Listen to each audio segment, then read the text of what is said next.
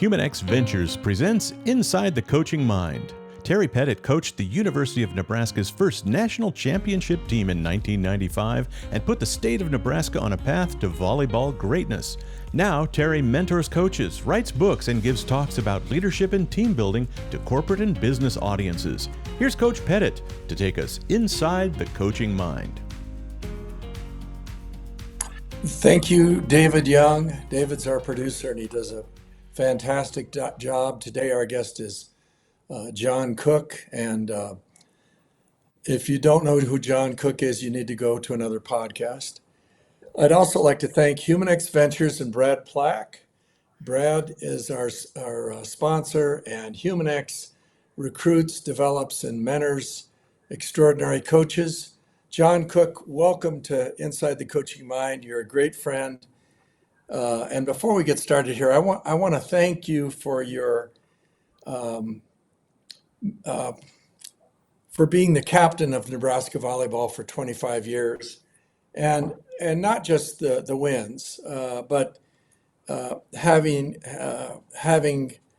and extending the vision that I think was unique to Nebraska Volleyball. When I look at programs across the country, and I know this is going to sound critical of other programs, but Nebraska Volleyball has taken risks and has really brought more people to the game.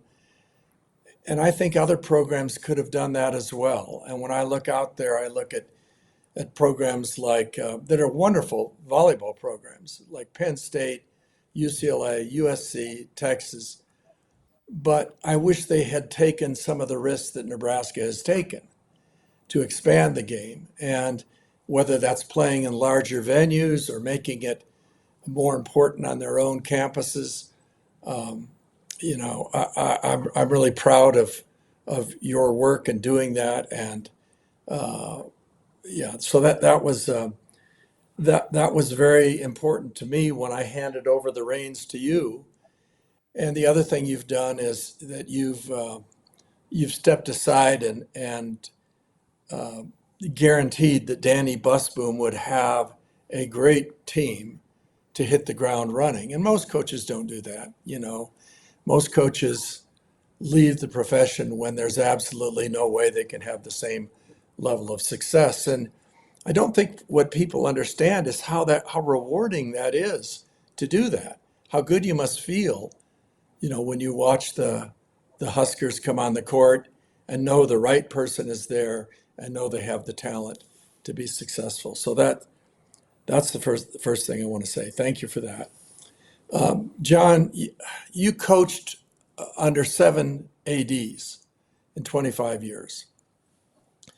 And when I look at that number, and I look at some of the struggles the department has had, and particularly the struggles in football, I think having that number of ADs over that time, I think those were all good people. But if there had been a little bit more continuity in there, I think Nebraska football might be in a better position. What are your thoughts on that? Well,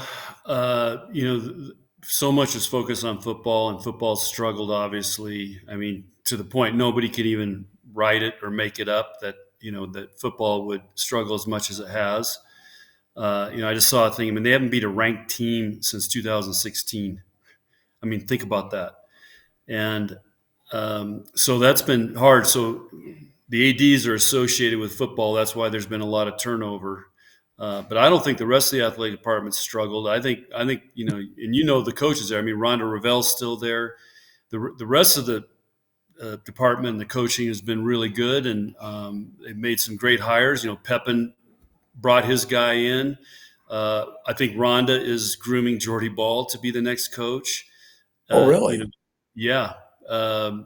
So anyway, I think there's been, Bill Straub, who won several national championships with bowling, brought his guy in. So the rest of the department's done really, really well, and especially on the women's side. So and wrestling has done well, bowling's done well. Yeah. Jim.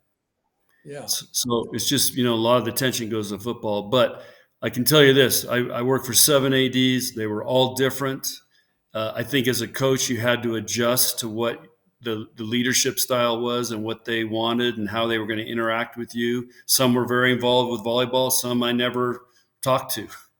It was just so different. But, I will remember this. And, Bill Byrne was one of the reasons that I wanted to come to Nebraska, back to Nebraska, and leave Wisconsin, because I think he's got to be one of the best ADs ever in the country, and he instilled belief. And I can remember our coaches meetings. I mean, we talked about winning all the time, and we're not losing to Texas. We're going to win the Sears Director Cup. I mean, we talked about that all the time. That was a message going across, and I can't tell you any other ADs that operated that way or communicated that way. Yeah. Yeah. Bill was wonderful. And I think the other AD that during your tenure was Coach Osborne. He had a vision beyond football. I mean, a lot of really good things happened in other sports when he was the AD. And I know that he personally would call you after matches, win or lose. And a lot of ADs are hesitant to call if a team loses. But he took a personal interest, I think, in volleyball and encouraged you to move from the Coliseum to the Devaney Center. And if that move doesn't take place, I don't have a podcast, and you're probably not a guest. I think that's a great call, and he was a visionary. And when he took over, the athletic department was a mess. I mean, again, I won't go into details, but his whole thing was, his mission was, we've got to rebuild the culture of the athletic department and get everybody back working together and embracing Nebraska. And also facility wise, we were lagging behind. We hadn't really updated anything. And I think at that time, Paul Myers was the fundraiser. I think they raised $220 million, all went into new facilities, a new football facility, and I mean, there's all kinds of facilities, and Devaney was one of them. And look at what it's done. And now they're gonna blow up Devaney again and add almost 2,000 more seats and put seat backs in down on the court, which will be interesting. But of course, what comes with that is you got to pay more money now to get that seat. And John, that's I've received more contact from people regarding that, and of course, I don't have any input on that. But people that have, I remember when I went out and first sold season tickets, and I went to Bryan Hospital, and I spoke with the HR person, and I said, I'd like to sell you 20 season tickets, and you can make them available to your employees. So you just post them. And he said his first question was, now if we buy these, will we be able to get them in the future every year? And I said, I guarantee it. Well, that that doesn't mean anything anymore. The no. people that were in the Coliseum, and I looked at the amount.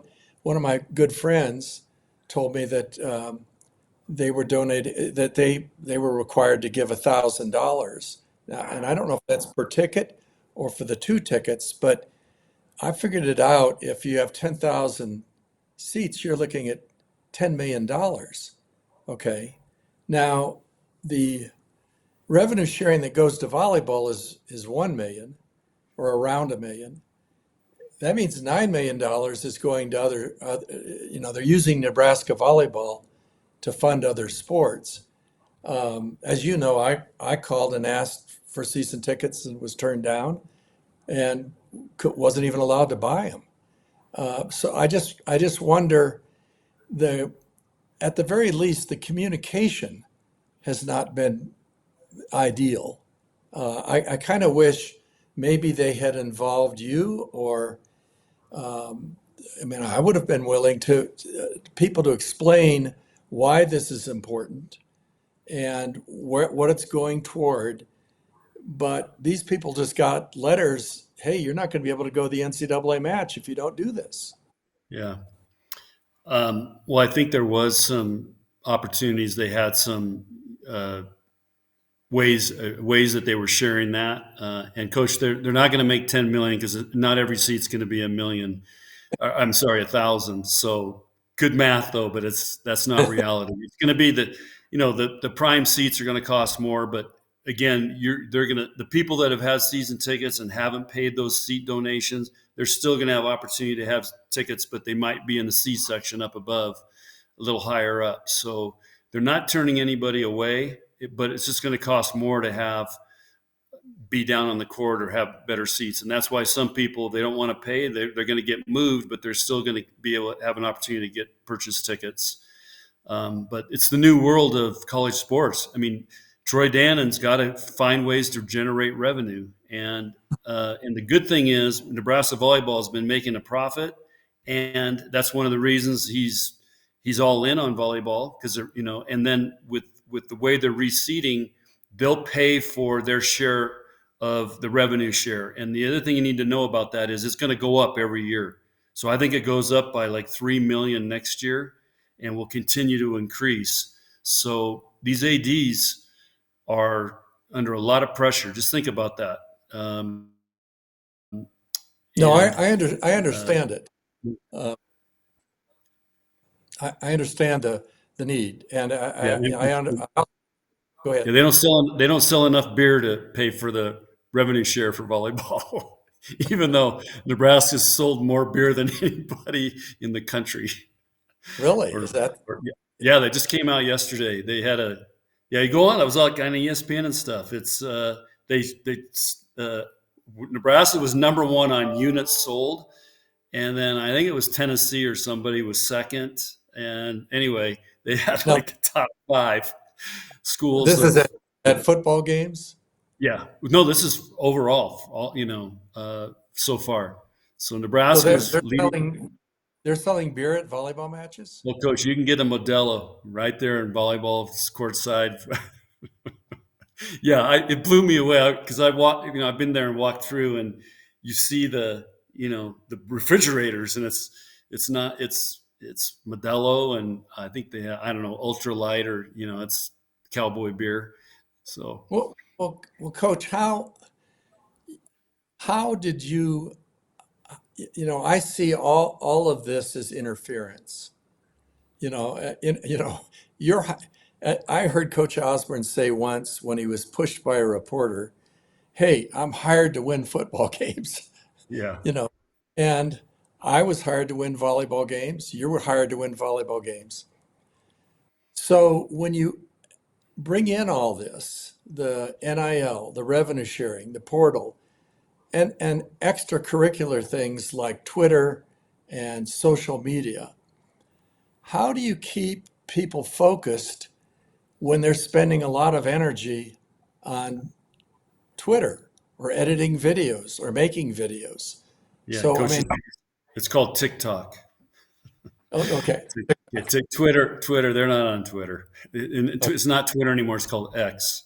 So Yeah. But I anyway, just a refuse little to call it. education. What's that? I refuse to call it X. Okay. All right. So anyway, that's a great question. It's one of the reasons that I felt the timing was right because it's going to take another skill set to deal with everything. Danny's going to have to deal with stuff you and I never had to deal with, and and football and basketball, men's basketball are already showing us. I mean, I talked to Fred. I mean, he in recruiting now, he just talks to agents. They don't even recruit the kids anymore. They just talk to agents, and I think that's very similar in football too. And it's going to take a different skill set. And one of the things I was worried about was if I kept coaching, with all that, I get frustrated and wouldn't be fun anymore. And it's just, and again, I listened to Nick Saban, Tony Bennett, I can't remember his last name, the coach at Villanova, who won a couple national championships. I mean, all those guys are saying the same thing. This isn't what I signed up for. It's all transactional now. And, I don't know. It's just that it didn't feel good, where it's going and all the things they're going to have to deal with now. Well, we signed up for developing people and players, Yeah. and that has, to some extent, been removed. You're now in the position of a general manager. But so you're on the road, and let's say you're going to Bloomington, Indiana. I mean, were there rules like you can't be making a TikTok video on the night before the game when we're on the road, or how do you keep people focused on their academics and on the preparation for the game ahead? Coach, you gotta roll with the punches because it's a battle. Coaches are not going to win. That's I try to control all that, and there's no way. And they actually, if you want, the team has a tradition. They go to Bloomington, Indiana. They're in that gym. They're going to make a TikTok, and and you might think, okay, so what's the big deal about making a TikTok? Yeah, it is a distraction. And I thought I could go back now and think back some big matches and some Final Fours where I think it distracted us, all this social media stuff. But, I did a couple TikToks with Harper and Allie Battenhorst. I mean, some of them went over 5 million views. So do you know that they get paid for that? So Yeah, the more but people that see the TikTok, they get paid. So this is like a I, second part-time job. I understand that. But even if they went to Mars and outer space and everybody was watching, it still is interference toward a team reaching its goal. Totally. Totally. Yeah. So um, then the second part of this that is perhaps even more concerning to me, when I look at the top 20 teams, top 25 teams, there's one team that is not in those four conferences, and that's Creighton. And Creighton is there because of Kirsten Bernthal Booth's hard work, not just in recruiting and developing players, but in recruiting and developing donors and and finding NIL money for her players. Um, are we going to have more than 60 teams 5 years from now? Our athletic department's going to say, why should we invest a couple $1 million in this sport when we can't compete uh, for championships? I think there's going to be a super conference and everybody else. So it'd be interesting to see where the schools in the Big East end up but one of the advantages they have is they don't have football. So they get $20.5 million for rev share, but they don't have to spend it on football. So they do have some advantages, but again, they got to generate money to pay that. So, but I think there's going to be a super conference down the road here. Yeah. I want to touch base on, you know, you and I care about these things. I think fans are drawn, they're drawn to wins and they're drawn to national championships and Final Fours. And you had one in your first year, a remarkable team. Gracia Lee Sapero, maybe the best athlete I ever coached. I don't know how you feel about that. Amber Holmquist, Laura Pilikowski, a remarkable team that goes undefeated through the year. And yet, I've heard you also say it was a very difficult season for you. I don't know if it was difficult until you got to the Final Four and saw that the Wisconsin players would not talk to you. But at that point, it took on a little different meaning for you. I mean, you kind of felt, well, you talk about it. You said you didn't have any joy in that. Yeah, well, first of all, when we started off the year, it was great because we were picked the lowest preseason ever. So that was the chip on our shoulder that drove everybody.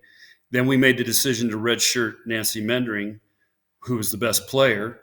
So we were thinking, nobody was thinking, hey, this team's a national championship team. And otherwise, why would we redshirt Nancy? So we were thinking, let's redshirt her. And then, we develop all these guys. Gracia was a new setter.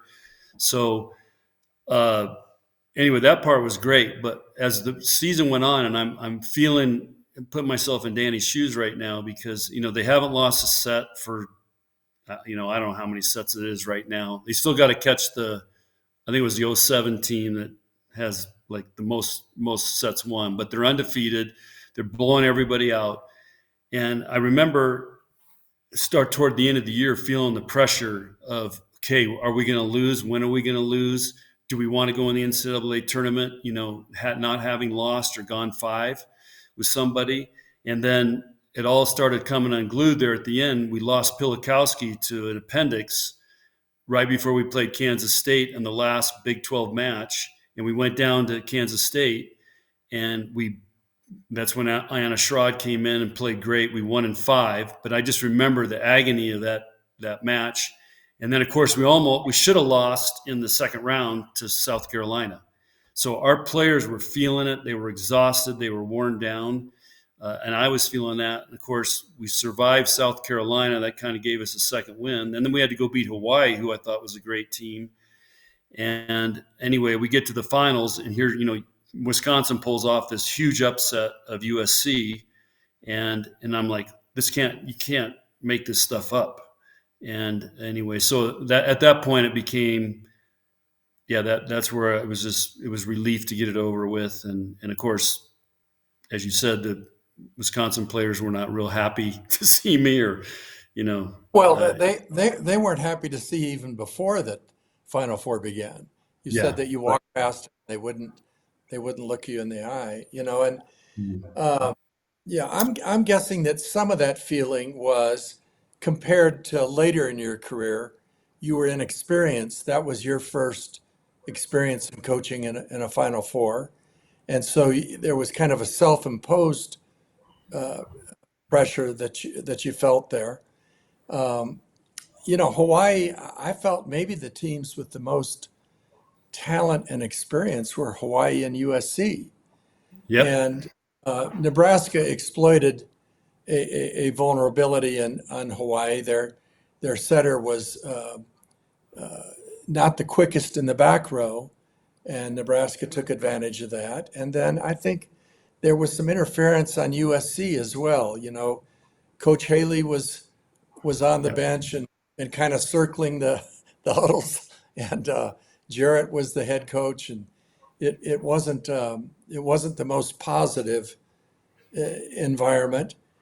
Wisconsin comes out, wins the first 2 matches, and I remember saying to John Baylor on the radio when I saw Nebraska come out, I also saw Wisconsin for the first time feel the pressure you were talking about, and Nebraska goes ahead and wins. Just a wonderful story. The second team that you coached that won a national championship was in 2006, and that team, you got Jordan Larson and Sarah Pavin on the same team. Rachel Holloway, and there's an interesting story. A tremendous setter. She's the setter that was so good that you moved Danny to libero, so she had to be one heck of a setter. But she leaves. I don't know if she ever played volleyball again.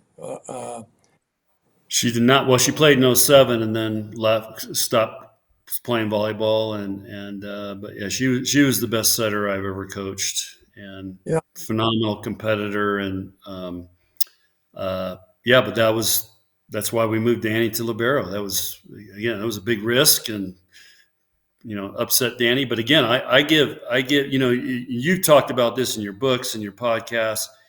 Sometimes, as a player, you got to hit rock bottom to come back out of it. And for Danny, I mean, that was a defining moment in, I think, developing her into the coach she is today. She had to make a sacrifice for the team. She didn't want to do it. It wasn't what she wanted to do, but she did it for the team. And it took her 3 days to work through it. She had to switch positions. Just think about that. You set for a national championship, and now you're going to go to a whole new position. I mean, talk about trusting our plan. So she had to learn how to trust the plan. And then they elected her captain, and she went on and had a great career as a libero and became a captain and a leader of a great team. I think that '06 there was the UCLA team, the Stanford team, and the Nebraska team. I don't remember even who the other team was in the Final Four, but those 3 teams were great teams. I mean, those are three great teams with great talent. I don't know that those teams had Jordan Larson and Sarah Pavin on them, though. I Well, mean, they Nebraska, Stanford had Faluke, Barboza.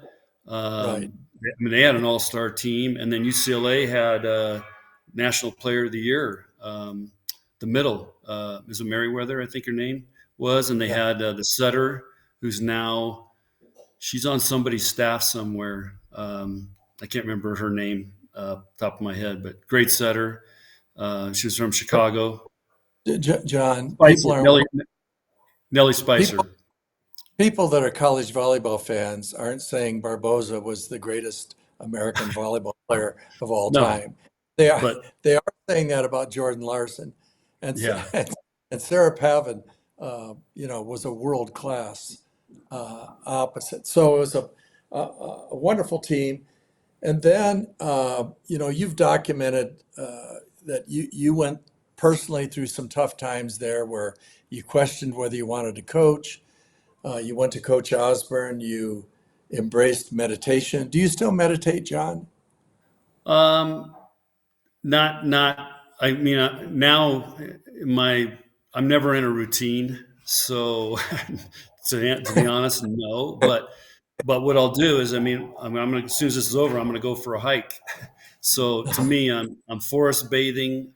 It's a form of meditation. But when I was in my routine at Wait, Nebraska, let's stop right there before okay. people think you're out running around naked in the forest. What Oh, what is forest bathing? so forest bathing it's actually this scientific research now that being in nature and being around trees and plants and things, the Japanese actually this is part of their culture in healing is you go for walks in the forest. And because what are we on? We're on technology, we're on TV, we're in front of computers and on iPhones and all that all the time. So it's a break from all that. And it is a form of meditation. They call it forest bathing, where you're in nature. And I mean, you live in Fort Collins. I mean, you know what I'm talking about. And it's probably the same thing golfing. I mean, you're out on green grass, and that's a form of meditation too. But when I was in my routine, every day I would take time and do some different types of meditation or breathing. John, I understand your evolution in your own personal development in terms of mindset, mental health. How does a coach that is as successful as you are, um, how do you get better technically? How do you stay ahead of the curve in terms of advancements in the game um, in the final fifth of your career? Three ways. One, I went to men's volleyball practices. I think the men are always ahead of the women in development, and where the game's going, and that's one of the reasons I hired coaches out of the men's game. Plus, they're willing to move, and they're hungry, because the men's game, there's salary's not very good, and you've seen a lot of that. Second of all, you study. Again, when Jordan was playing and Kelsey Robinson, all those guys are playing on the best club teams in the world. So we would watch them a lot, watch the setters, watch the players. What are they doing? What systems are they running? Third thing is studying great teams, whether it's volleyball teams and coaches, or Navy SEALs, or talking to successful people. I mean, I was always trying to learn, and so I would just study. You read about some successful guy or company, or you know what makes people successful. Just trying to learn, read books, things like that. So, I learned a lot of that from you. You did.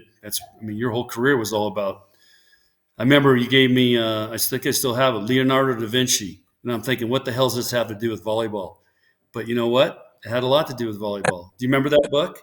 Yeah, Think like of the course, of yeah, course I do.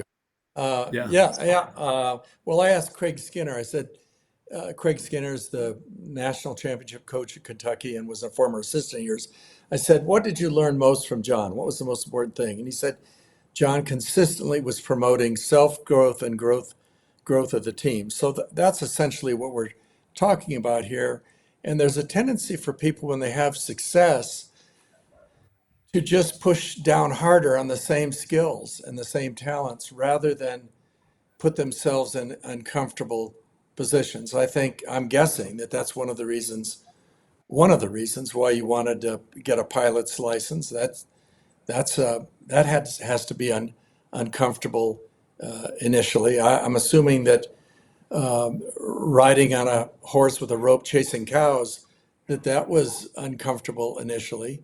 I'm also curious, John, have you ever fallen off when you've been roping? Have you ever fallen off a horse? No, no, Okay. no. But coach, yeah, I've hung on. I've been banged up. I actually have a broken finger right now, so so it's full contact. But you bring up a great point. Pilot lesson. Okay, one of the reasons I did that is I wanted to be coached by somebody. You've played a lot of golf and you hire guys to take lessons from. You learn when you're getting coached. So and when you're flying an airplane, you're really paying attention to that guy helping you because you're really listening. So and same with the horses. I'm learning a whole new skill and how to ride horses better and how to work with horses because they feel you. So your body language and how you feel is really, really important to a horse. But learning from these cowboys who are I love being around these guys. They have so much wisdom, but again, I'm getting coached by them.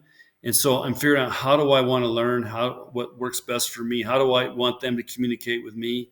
And that helps me. I really believe I did my last 2 years were my best years of coaching.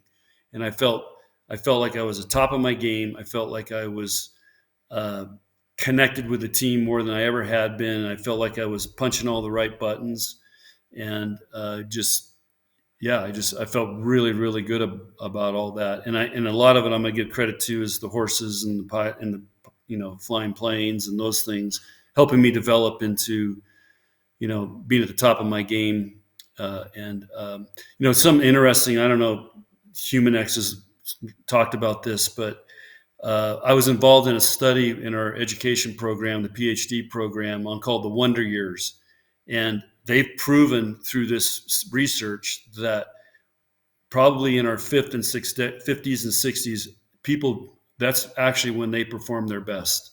And they call it the Wonder Years. Now, we don't get credit because like pilots are mandatory retirement or people are getting out, but people actually perform their best in what they call the Wonder Years. And again, it's because I think we're open to learning. We're open to new ideas. And, when I was first started, I thought I knew everything and I was going to be my way or the highway. And, I didn't trust anybody else. And you just become more vulnerable and more open. And the other thing is I learned to trust my assistants. And, it was very freeing to do all that. But I think, I had a saying, the longer I coach, the less I know. So that's one way you keep learning. Before we get to 2015, 2017, what are you learning when you watch Danny Busboom coach?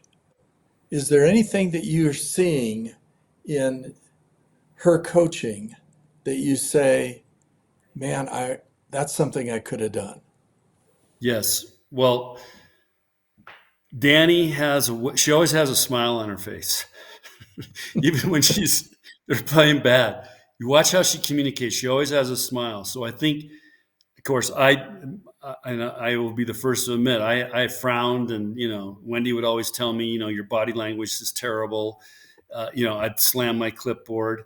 Danny doesn't do all that. She gets mad at him, but she's still smiling. So that's one thing. Second thing is she rotates people in, and I was always, every time I did that, we'd lose a 10-point run, and then I got to sub everybody back in. So I'm like, this isn't worth it. But she has a way of developing. And if you watch her train, she does it in practice. She rotates the teams all the time in practice when they're playing 6-on-6. I always just here's our starting group, here's our key subs, and we try to get as many reps as we could with that group and develop that. She also has a team where she can pretty much play anybody, put anybody in there, there's not much of a drop off, even, with the freshmen. I mean, Coach, you look at those guys right now, they're playing one senior. Everybody else Well, is underclassmen. It's still a young team. But what my point is she takes the risk to play everybody. And I interviewed after a match that I called, and I said, "Tell me, how do you do this?" Because I never could do it. I never could just put 4 new players in there and go. So those are yeah. 2 things that I think she does Do you, really do you well. have any idea where she developed that? No, I'm probably. Well, she ran a 6'2" couple times at Louisville. So you're playing a lot of players with that. And she would, if you look at Louisville, the way they started the year and finished the year was usually never the same. It different systems, different teams. So she's used to, I was more of, this is how we're going, and we're going to stick with this. And unless we had an injury or something, that this is what we wanted to do. And just try to get really good at that. It's the old football thing. Hey, we're going to have 5 plays and we're going to run those great. And so that was more of my mindset. And so I think that's great talent that Danny has. Or things that I wish I would have been better at. Well, Nebraska wins the national championship 2015 and 17 with Kelly Hunter.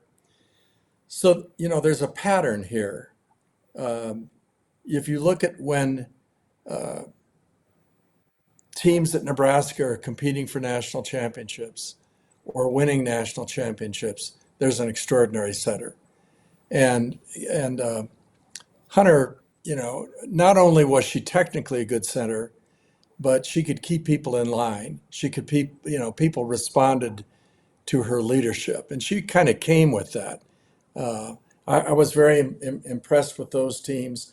I've heard you say the 2017 team is one of your favorite teams because they didn't have as much natural talent as some other teams. And it was kind of a surprise to you when they evolved to the point where they could compete for and win a national championship. Is that accurate?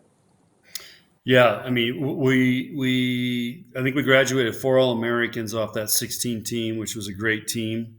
Probably should have won a national championship, but anyway, they had a heck of a year, played at a really high level. So it was a total rebuild. I mean, we did have Kelly, but we're starting Siverins as a freshman. Jazz Sweet, I think, was a freshman. Ani Albright was a DS for us, who we played front row. I never thought she would play front row. And of course, we had Michaela Fecky, and then Kenzie Maloney was full-time libero. So there was our experience was Fecky, Kenzie Maloney, and Kelly. Those were the leftovers from the national championship team in 15 and the great team in 16. So anyway, the expectations were not very high. And Coach, I don't know if you remember this, but they opened Baxter Arena in Omaha. So I ran into Trev Alberts at a club tournament, and he asked me to come play there. Hey, come up and help us open this thing up. I said, sure, let's do it. So we played there. It was a disaster weekend. I can't remember who we played. We played Kansas State, I think, the first match. So we beat them in like 4. We were struggling. We were not playing great. We lose the next day to Northern Iowa. And I remember walking out in the tunnel after we lost. I told Tyler Hildebrand and I think Caleb Banworth, I said, you guys, we're getting fired. We're going to get fired. You guys get ready. We may get fired. Seriously. Did you over there in the corner, his head's down.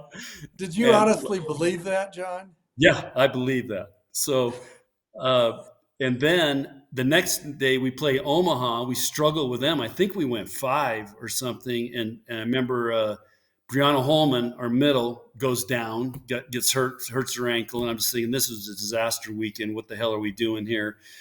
And so that's how and then we started off the year. We lost to Florida and Oregon, I think, in the opening weekend. Kelly was coming off an injury, so she didn't play in those. But so we start off 0-2.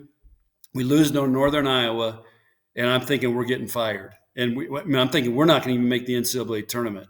That's where our thought was. And then, of course, it took us a miracle in the semifinals to beat Penn State. That was the trip. And that's Oh yeah.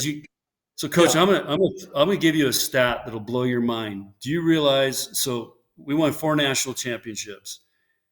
If we would have won 7 more points at the right times, there would have been 7 national championships. So we lost 2 national championships by 2 points and 1 by 3 points.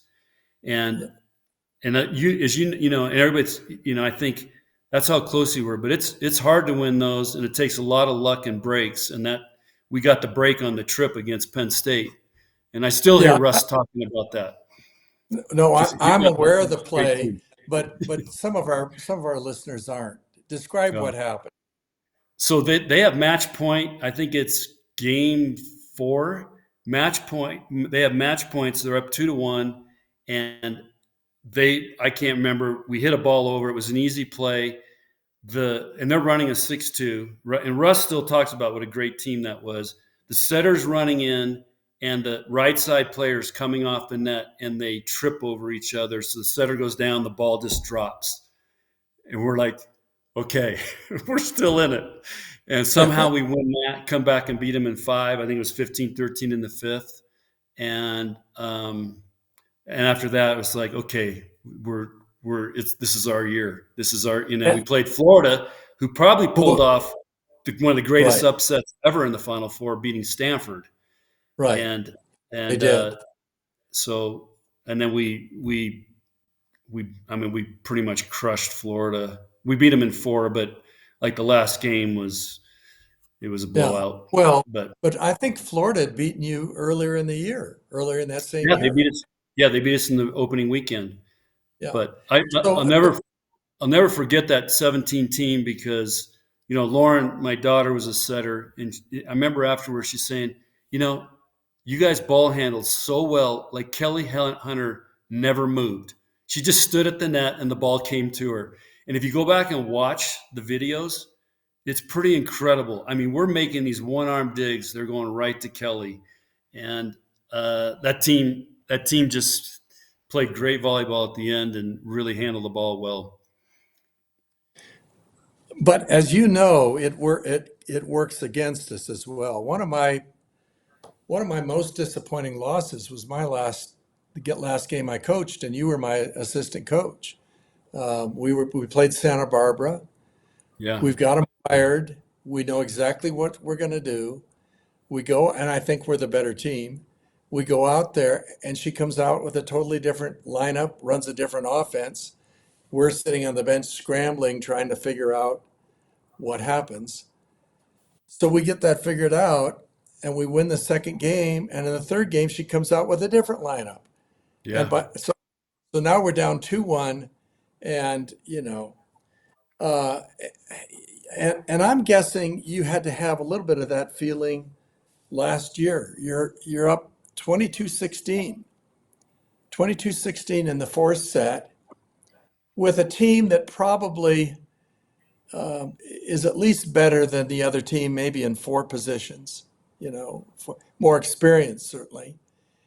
And I don't know that I had ever seen in a Final Four situation a team come back 6 points down when the other team has 22 points. So, when we lost to Long Beach State, and when we upset UCLA in the Final Four, and you were an assistant back in '89, I couldn't bring myself to watch that video for months. Because they annihilated us. Tara Cross was running slides from left front, and back then we didn't exchange tapes. And yeah. How many times have you watched that 4th set against Penn State? 0. Well, Coach, I've watched it several times. Coach, it's in my head though. There's a loop going. Okay. We set Becca Alec. she tips a beautiful tip. Merzak makes the play of her life with a one-hand pancake. Gets it. It's just all those plays are still in my head, so I don't need to watch the video. But you got to give Penn State credit. I call it divine intervention, and Merzak was unbelievable, and really haven't heard much sense about her. I don't even know where she played. Yeah, she played for Love Volleyball and played very well. Okay. I think she had a great initial season. Yeah. So, but anyway, she just was phenomenal, and it was their year to win it. And so that's the Final Four. Coach, did you happen to watch the World Series 7th game? Yes, I did. And unfortunately, I was rooting for Me too. the other team. Talk about, it's the same type of deal. I think that's what's the great thing about sports. You get the Final Fours or Game 7s, just crazy things happen. Toronto should have won. You're a baseball guy. Toronto should have won that game. They had, bases loaded twice. And it's sports. And sometimes like I told you, 7 points. That's how close to 7 national championships. So, but that's what makes it all worth it is, I talk about, that's what I miss most is the journey to get there and the going in the gym every day, working towards that. That's what was the most rewarding thing for me as a coach. It wasn't, you forget those matches and if you win it, it's great. But, the next day you're like, okay, now what? We're getting ready to start. Here we go. So to me, that's what, if coaches are listening on here or people that are in the business world or working toward things, you got to enjoy the journey every day. I think that's what really makes it all worth it, and whether you win or lose. I was a little surprised when I found out that you would be working in or have a relationship with professional volleyball because I worked with the Supernovas that first year and helped hire coaches and recruited some players, some of whom are still on the team. And when I approached you about it, you didn't really think that pro volleyball would go in Omaha, and I kind of had the feeling you weren't sure about the whole concept. Obviously, that's changed. So you're listed as a co-owner. You're also listed as a general manager. Is the general manager the person that are you responsible for who's on that roster? Yes. So and you're right. I didn't think any way it would go. I thought they were nuts going to CHI. And but volleyball's on fire right now, and one of the reasons that convinced me to get involved was I thought if I could help get pro volleyball going in this country, it would be a great deal if we could get a really good league. And I think their model and what they're trying to do, and the owners they're bringing in, it's going to be an NBA model, and business-wise on how they're doing it. So there's a good chance if they get the right owners in the right cities coming in, that this could be maybe one of the best pro leagues in the country. The Supernovas have proven they probably are one of the best professional teams of any women's sport in the world. So they're doing, look at their attendance and the support. And I was blown away when I went to the match. And anyway, I toured their facilities. I toured their offices. You feel like you're in an NBA, NFL type office setting, and Diane Mendenhall's done an amazing job. So I just thought if I could be a difference maker, great, let's do it. But I also told him, I ain't moving to Omaha. So, Well, your last, how many years was your family living in Wyoming while you had an apartment in Lincoln? Was that just the last two seasons. that had to be hard. I mean, Well, It actually worked out okay because as you know, during the season, once you start in August and go to December, there's really no days off. So it worked out great. Well, Lauren started having grandkids, so you know how that is, and so Wendy's up here helping her. So it worked out great, and I could really focus on coaching, and and just that was my focus. I didn't have much to worry about, and anyway, it worked out great. But the rest of the year it was no good because I'm in Lincoln, and they're up here, and so I missed out on a lot of things. And that was another thing that my granddaughter's turning 5 actually this week, and Lauren's got another 7-month-old, so I don't want to miss out on all their stuff going on. And How did you sell that to Trev? That I'm going to build this house in Alta, Wyoming, but I'm still going to be the head coach. I don't know. I don't remember even talking about it with him.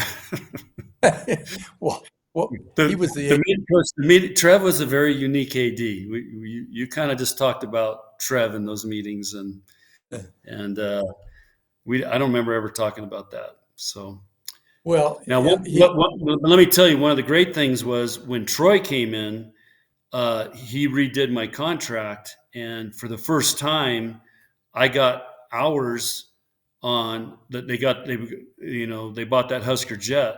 Actually, Tanaska, Howard Hawks donated that jet to the athletic department. They redid it, put Huskers on it. So I actually got hours on there that I could use however I wanted. So I could use it for recruiting, or I could use it to fly back to Wyoming. So, and Danny now, this is what makes me so mad. For years, how hard did we fight for getting things that football or basketball had, or locker rooms or uniform. I mean, just all the things that those guys had, and helping recruiting. And now Danny and those guys, I mean, she needs to go somewhere. They've got a jet, and they go. So they've reaped the benefits. So it's pretty cool.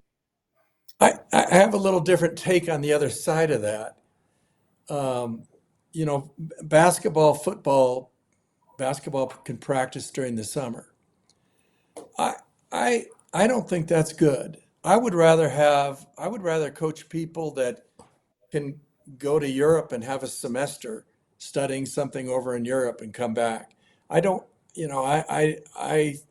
my idea of a college education isn't just kind of a factory where you're completely focused on sport all of the time. So volleyball has been fighting to have that same coaching window that basketball has.